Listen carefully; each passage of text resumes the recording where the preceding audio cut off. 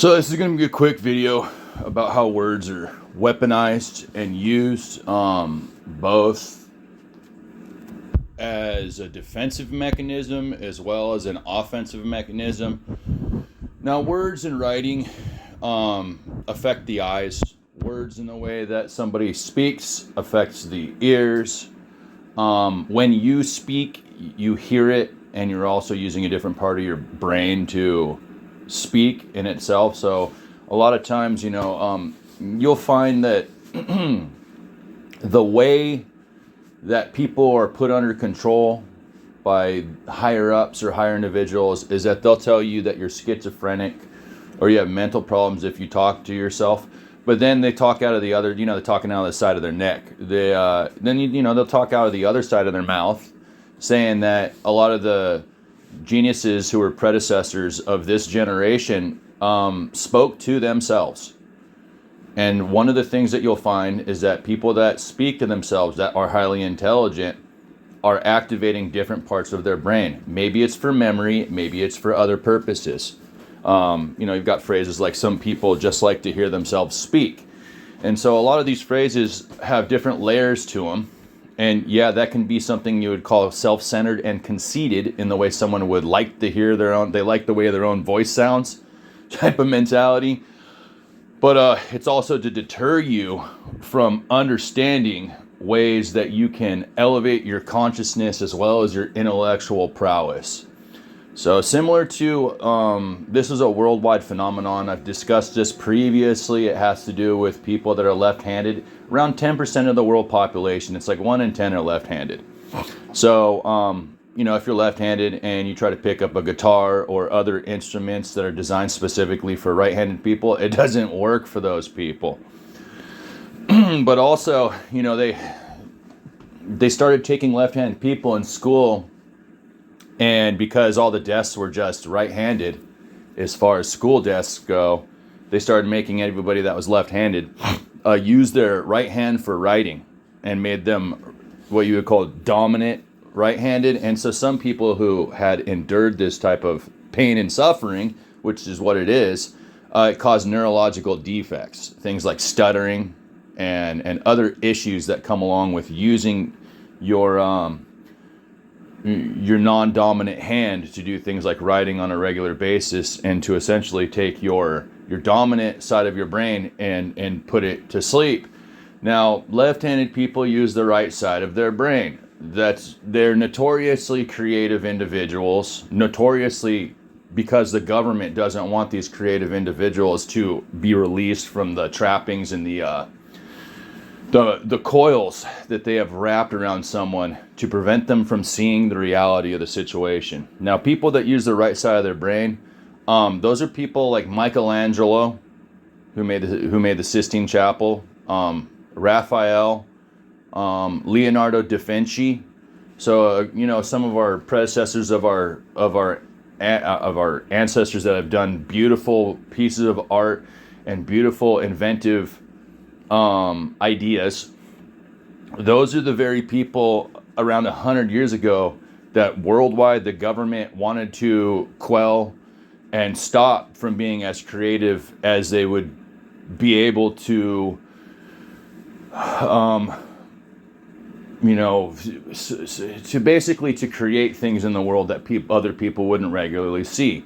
And one of the things is that they recognize that people who are creative and artistic have a hard time assimilating into a logical structure in what we have in today's society. That's not really the reason why this was done. It was more or less done as a mechanism of control, because if you're artistic and creative, you can also expand outward into the world and from a self-actualized position be able to see how other things are created.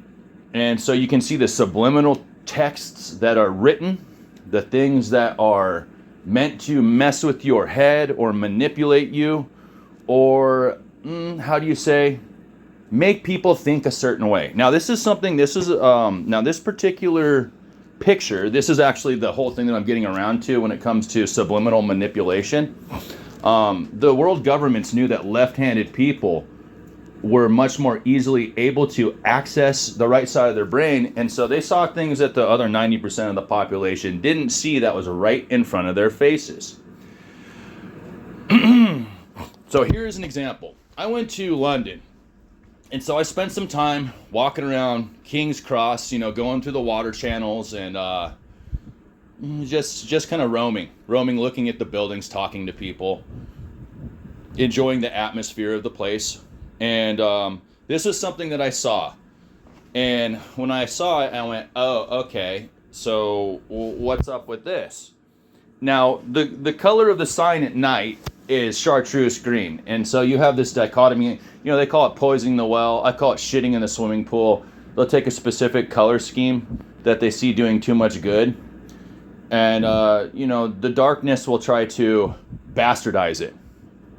And so chartreuse green was used for like children's stop signs. You'll see that. It's the chartreuse green and black. Children's stop signs are kind of a fresher thing that they're using it for.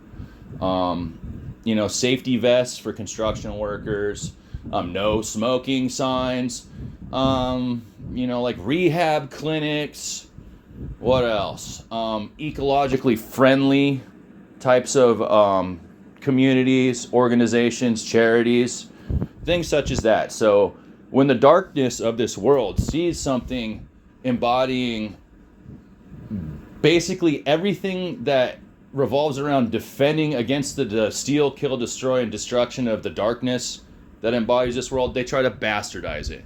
And so this is right in the middle of King's Cross. The sign is still up. So anyone who is in London that sees this, they can go right to King's Cross and they can find this place. So this is a kimchi store, a nice restaurant. I walked by it a few times looking at the sign going, I can't believe that sign is there because it's been there for at least 7 years according to Google Maps. I looked it up. You can find it on Google Maps and it has the chartreuse green. This is the front of the store, and this is the name of it. So you can kind of see it right here. And so this is fine. I mean, this is fine right here.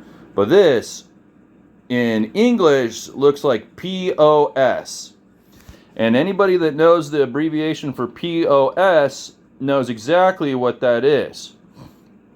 So you get subliminal messages like this running through your head, and so a lot of people won't recognize the POS and won't recognize that it assimilates into your mind through they say the eyes are the window to the soul. And so you look at it, you see the POS and you see the chartreuse green, and all that's rolling around in your subconscious, and you don't even recognize that when you see a color like chartreuse green, it bastardizes it inside of your mind for you to look at it in a negative way. So this is what you would call very, very subliminal subconscious manipulation that most people don't see on a regular basis in their life. And there is so much of it in the cities and so much of it online that people become poisoned before they even realize what's happening. And that's what's happening currently to the majority of the population who spends time on social media sites. You're being poisoned and you don't even know it. And your brain is what they're poisoning, because once they manipulate your ability to go back to sleep and not see what they're doing, they can pretty much get away with anything, which is why you can see over the last 100 years they've been doing really weird shit right in front of people's faces, and nobody's been the wiser of it except for the people that have been doing it. Unless you're a person who's like left-handed and got decoding scores that were through the fucking roof when they were a kid and spent 20 fucking years looking at all this occult shit. There's a guy that said that looking at the occult or whatever, you not only lose your soul, you'll lose your mind. No, that's not necessarily true. But yeah, a lot of people lose their mind looking at something that doesn't match the reality that they were born in, because the entire framework of everything that they've looked at in their entire life, they realize that there's like another layer of communication that they weren't even aware of. So everything they've seen that they know to be real in this world there's a different reality. And so it causes a split, causes people to break under the weight of their own ignorance, you could say. They feel, it's kind of one of those things where they have the 7 steps of, or what is it, it's like 7 steps or 12 steps of recovery or whatever it is, I don't know. But yeah, it has to do with anger and frustration, and then finally it's like comes to like a resolution of understanding, you could say. And because of that, people go through kind of like a process of oh god, I can't like it's a process of resolution. And a lot of times people will end up angry and frustrated, like they've been betrayed, and finally they just come to the conclusion of kind of an enlightened state. Either that, or they stay within the earlier 12 steps and remain frustrated and angry because of the betrayal that they feel that they've experienced, whether it be a betrayal of themselves, a betrayal that they have done to other people, or a betrayal that's been done to them. But anyways, usually the 12 steps program or the 7 steps program has to do with like a betrayal of something, whether it's of yourself, you to another person, or another person to you. And in this case, it's the subliminal messaging that's been done to people over the course. I can track it back 100 years, but it's going to be more like half a millennia to a few millennia. To be honest, it's starting to look that way. But yeah, what this does is that you can kind of see the inner workings of the way that people have been manipulating the masses for a very, very long time. And this is just one example right here. This is one example of people walking around. They see the sign and they go, "Oh, cool! I want to eat here," but they don't understand the consequences of the sign and what they see. Maybe they'll giggle a little bit if people actually pay attention and see this sign and it has these words on it. Yeah, I actually took a picture of this while I was there. I just, it's so far back on my phone that it's hard for me to find the picture. But yeah, I have it sitting, and this is part of it. This is part of your subliminal mindfuckery. But yeah, like I said, you can go right down to King's Cross in London and find this place. And I would suggest that you do so, because it's a real world experience. You can go there and see it yourself and recognize how much you're messed with on a very, very fundamental scale by people that would rather not have you know this. Anyways, I hope this helps you, and I hope this prevents you from being poisoned into the future in your own mind by people that don't have their best interest for you. What was it, Mark Zuckerberg and Facebook said that, because they've previously had admitted that that Facebook causes mental illness or causes you to become mentally unhealthy. So their answer to that was use it more. And my answer is that if Mark Zuckerberg is a junkie, then he should just do the same thing with that. That's my attitude towards him. Not the real junkies, but that's my attitude towards him and my rebuttal on his behavior, saying that someone's mentally unhealthy and has an addiction towards social media, to use it more. Any addiction where somebody uses something more just breaks them further. And he knows that, and so did Facebook, and the government allowed it, and this was years and years ago, and at this point they're looking very much so ridiculous and abusive. Yeah, I actually have documentation that it's probably the NSA, because the entities that I've been running through my social media, I have documentation of this going back years. They've been trying to fucking do away with me. And they can't, because they busted themselves. They got so obvious and so stupid about it that they incriminated themselves. And so if anyone else is dealing with like death threats or anything like that through social media or any other crap like that, you should just go directly to the source of the county that has the social media company in, and their databases, their centralized location. Let the police know.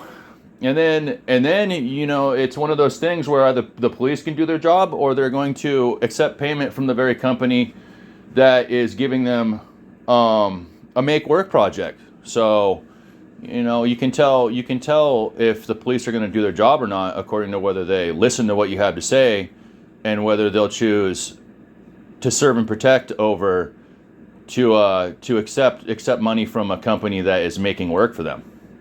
And so you'll come to find out that most of the entities in this world, when it comes to organizations that the government owns, are fucking make work projects.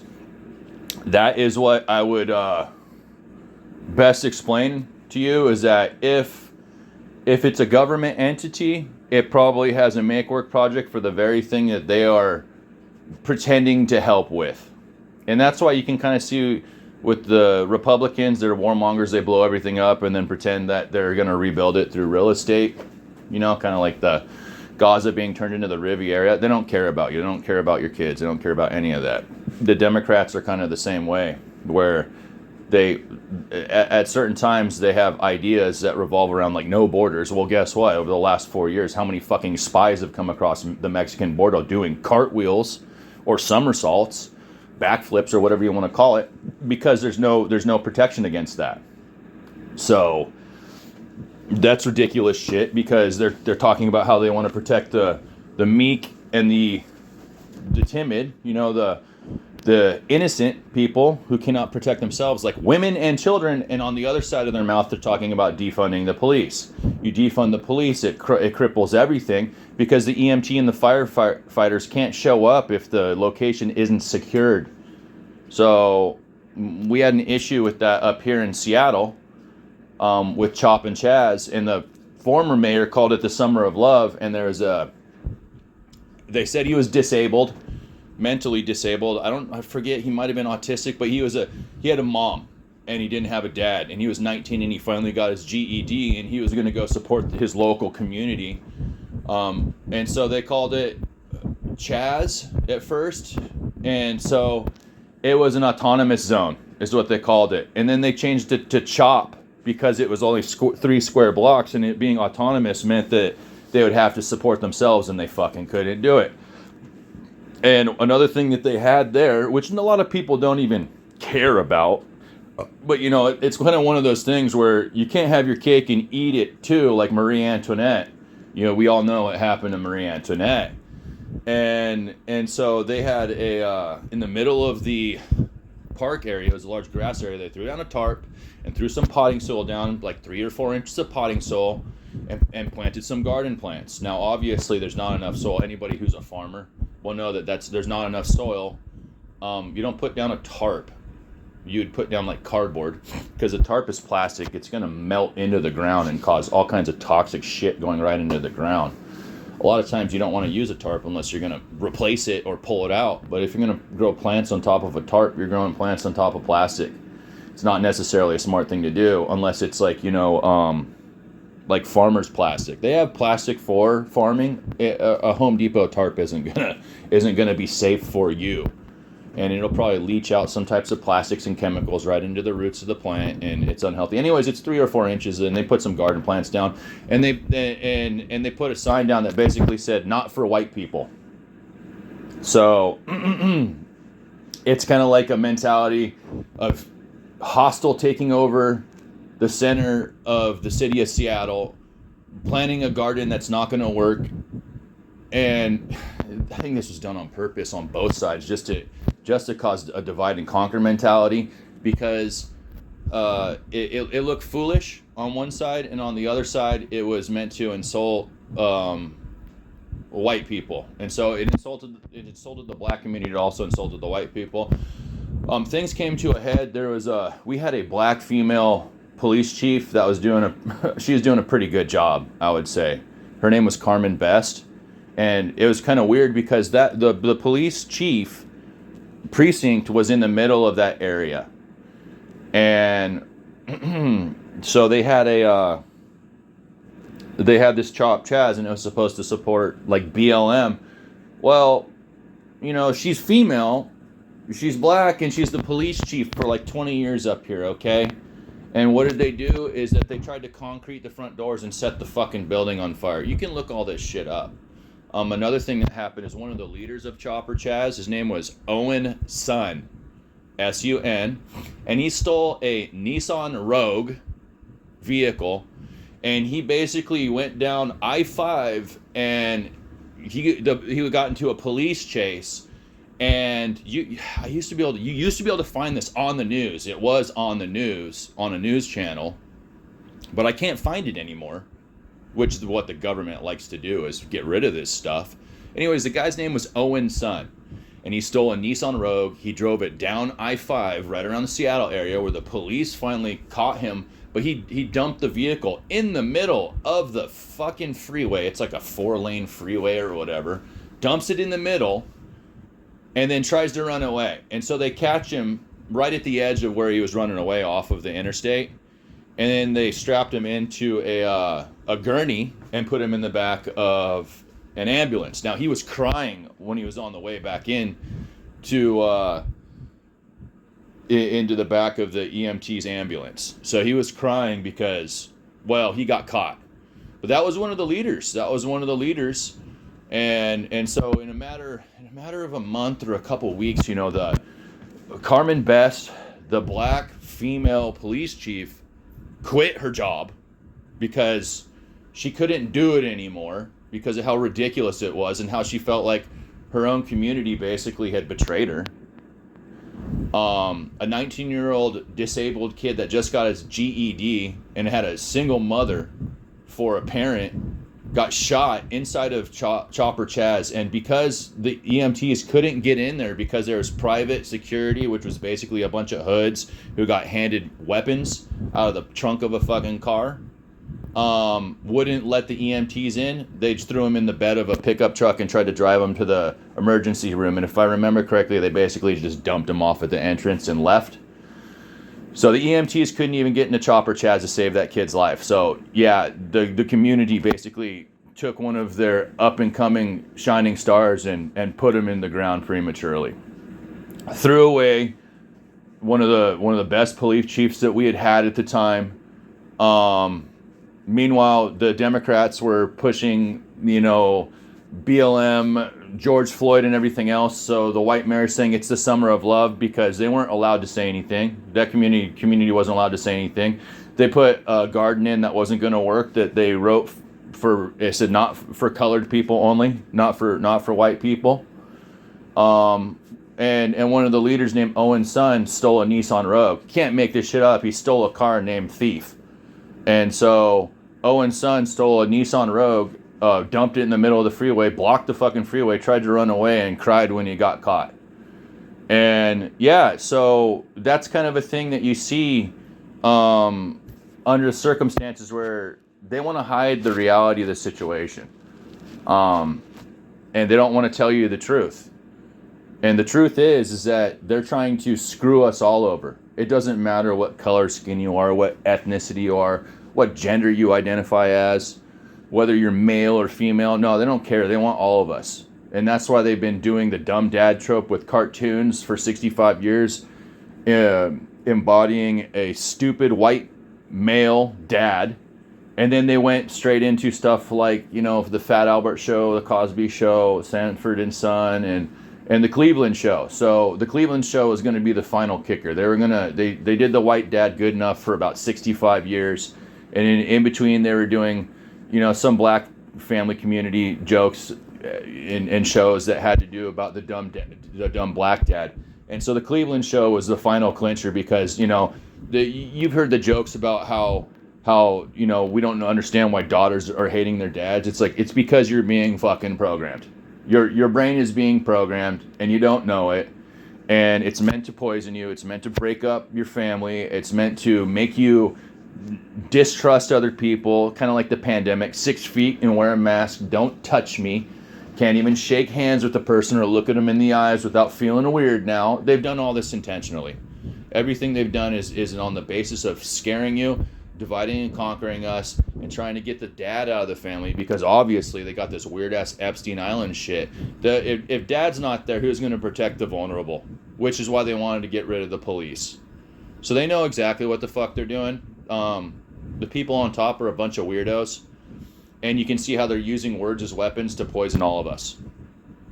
And that's basically a large rant of what I'm saying that should be listened to and understood, so you can avoid your family, your friends, your kids if you have any kids, your spouse. You can avoid all this fucking poison. And once you're aware of it, you can see it, you know what it is. It's not going to harm you. It may make you uncomfortable knowing that it's at this point and to this extent in which you're being poisoned.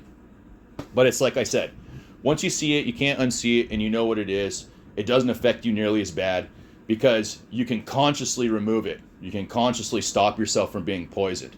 But yeah, that really bothered me. It really bothered me seeing all that mess that was happening in the middle of the Seattle Center. And the thing is that once that sort of thing happens, it makes it very hard to recover. And done with the intention of causing those problems, so there is no recovery. It all comes back around to why in the fuck is there a pyramid on the $1 bill when the history of the USA or the people that came here to begin with has nothing to do with Egypt? I'm going to repeat that. Why in the fuck does the $1 bill have a fucking pyramid on the back of it when the history of the USA has nothing to do with Egypt? And that should be your smoking gun and tell you precisely what the fuck has been going on for, I would say, anywhere between 3 to 4 millennia, maybe longer. Anyways, have a nice fucking day.